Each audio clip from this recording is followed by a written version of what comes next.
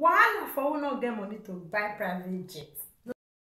Hello guys, hello people, welcome back again to my channel. Good morning, good afternoon, good evening. I greet you according to your time. If today is your first time of seeing this face or coming across this channel, you're welcome once again. And my name is Matilda. Please kindly like, share, and press on the notification bell so you'll be notified anytime I upload any video or when I'm on live. And also please follow us on our Facebook page at Matilda Personal Brand Entertainment, and also follow us on our Instagram at Chioma.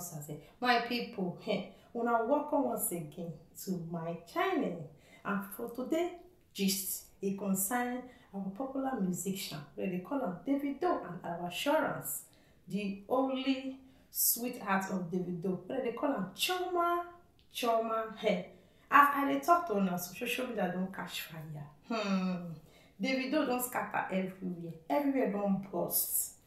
Davido send private jets to fly Chioma and their son to London for a O2 show. Not be some people,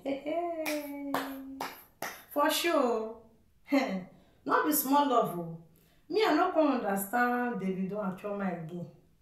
Whether they no one open up to Russell, or they want keep on to themselves, or Davido want marry Chioma official, because the way their romance content they go, the way their love content they scatter, na people not be small.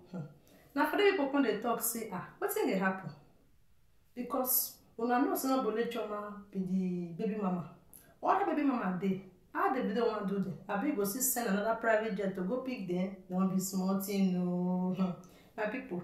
Anyway, more gonna relax. My people, as the matter they go, now this actor, what they call an Uche, just come out to, just they blast Davido, say, now you know, say, Chioma na chef, because Chioma and Davido, they can't get to talk for Instagram. Davido can't send Chioma message, and Chioma can't reply. And followers now know as they be now, especially this our blogger. Nothing when they come and when they know they feel the tackle. Now understand my people.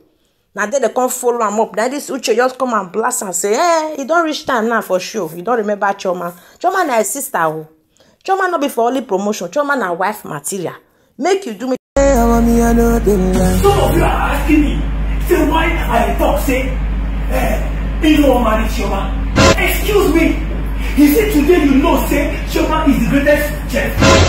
I've been here for so many months. You don't ask about that woman for social media. You don't even ask her anything. You don't marry her. Now when we say, show! Think I know sir. You begin call her greatest chef. Okay, marry. She's my sister. Chioma is my sister. Marry Chioma. Excuse me. Petrol don't scars. Hello. Anyway, my people, if una reason now, waiting Uche talk, e not bad, e not too bad. Davido, we never know your intake for this matter. How you want do our sister Chioma, our beautiful wifey Chioma? How you want do? Let us know. If not tomorrow official, may you just come out do, because not be only for show. Now you they say you want fly with jets. Because my people, as the matter they go, they say as Chioma just land, Davido just said the whole ticket. Not be smart, you know. Make una relax, because I go bring una update as Chioma till land. Una, thank you.